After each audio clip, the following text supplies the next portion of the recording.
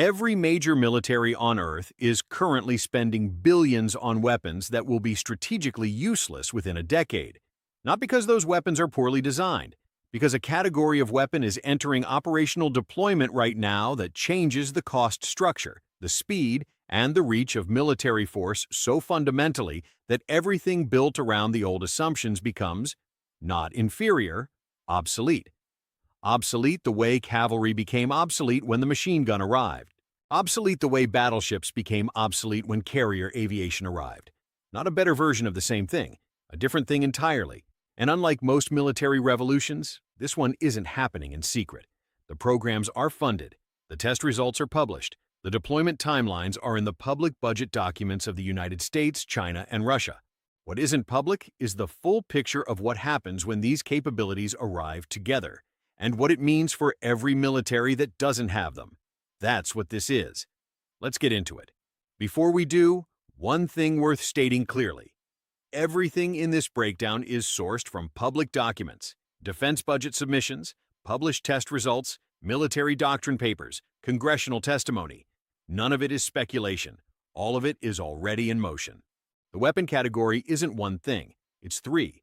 And the reason most analysis misses the significance is that it focuses on each individually instead of understanding what they create when they converge.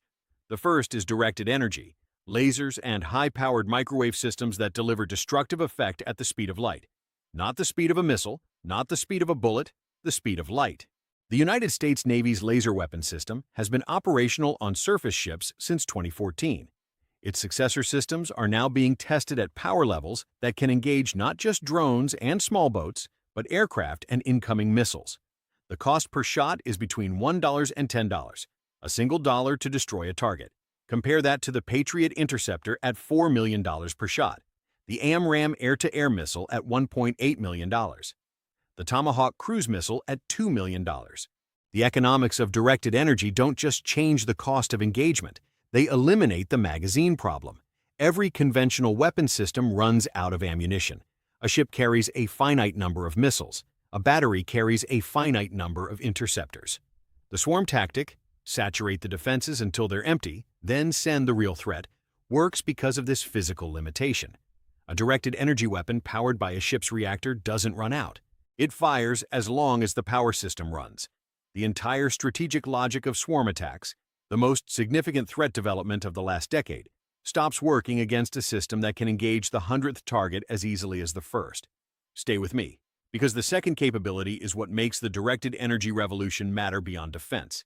Hypersonic weapons, missiles that travel at speeds above Mach 5, 5 times the speed of sound, while maneuvering, not on a fixed ballistic arc that can be calculated and intercepted. Maneuvering. Changing direction at speeds no current interceptor system was designed to track. Russia's Kinzhal missile has already been used in combat in Ukraine. China's DF-17 is operational. The United States has multiple hypersonic programs in advanced testing. The significance isn't just speed. It's the combination of speed and maneuver that breaks every existing air defense architecture. Current air defense systems work by calculating where a threat will be based on its current trajectory. They fire an interceptor ahead of the threat and let physics bring them together. A hypersonic weapon that changes direction mid-flight invalidates that calculation. Every time the system updates its intercept solution, the target has moved somewhere the solution didn't account for.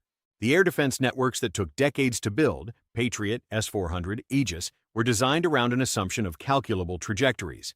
Hypersonic maneuvering weapons make that assumption wrong. And here is the detail that connects directed energy and hypersonic weapons into something greater than either alone. Hypersonic weapons are extraordinarily difficult to intercept with conventional missiles. They may not be difficult to intercept with directed energy. A laser traveling at the speed of light doesn't need to predict where a maneuvering target will be. It is already there. The convergence of hypersonic offense and directed energy defense creates a military architecture unlike anything that has existed before. Unstoppable attack capability paired with nearly inexhaustible defense capability. The military that has both changes what every conflict calculus looks like for every other actor.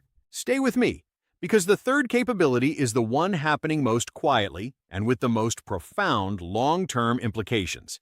Quantum sensing, not quantum computing, though that matters too. Quantum sensing. The ability to detect objects, movements, and signals with a precision that conventional physics says is impossible. A quantum gravimeter can detect a submerged submarine by sensing the subtle gravitational disturbance its mass creates as it moves through water. From the surface, without any acoustic signal, without any active sonar ping that announces the presence of the searcher. The submarine, the most survivable nuclear delivery platform ever built, the weapon that makes nuclear deterrence credible because it cannot be found and destroyed in a first strike, becomes findable. The entire strategic architecture of nuclear deterrence is built on the assumption that second strike capability survives because submarines can't be reliably located. Quantum sensing is in the process of making that assumption obsolete. Not tomorrow, not next year. But within the decade of the 2030s, quantum sensing deployed at scale creates a world where the oceans are no longer opaque, where a submarine-based nuclear deterrent can no longer guarantee survival. The entire logic of mutually assured destruction, the doctrine that has prevented nuclear war since 1945, depends on both sides believing the other can absorb a first strike and still retaliate. Remove that certainty and the doctrine collapses. A nuclear power that cannot guarantee its submarine fleet survives, a first strike faces a choice no nuclear power has faced before. Use them early, before they can be found, or lose the deterrent entirely. The implications for global stability are profound in ways that most strategic analysis hasn't begun to process. Here's what these three capabilities create when they arrive together, and why the timing matters more than any individual system. A military with operational directed energy has an essentially unlimited defensive magazine against conventional threats. The same military with hypersonic weapons has offensive reach that no existing defense can reliably stop. The same military with quantum sensing has persistent awareness of what every adversary's submarines are doing at all times. That combination doesn't just win wars, it makes wars, in the conventional sense, impossible to initiate against that military. Because the initiator knows their attack will be largely absorbed, their own territory will be struck by weapons they can't stop, and their nuclear deterrent can be located and potentially neutralized before it can respond. This is called escalation dominance, and the first military to achieve it across all three domains doesn't just become more powerful. It becomes the kind of powerful that reshapes what every other country can and cannot do without firing a weapon. The United States is furthest along across all three programs. China is closest behind, and explicitly targeting quantum sensing as a strategic priority in its published military modernization documents.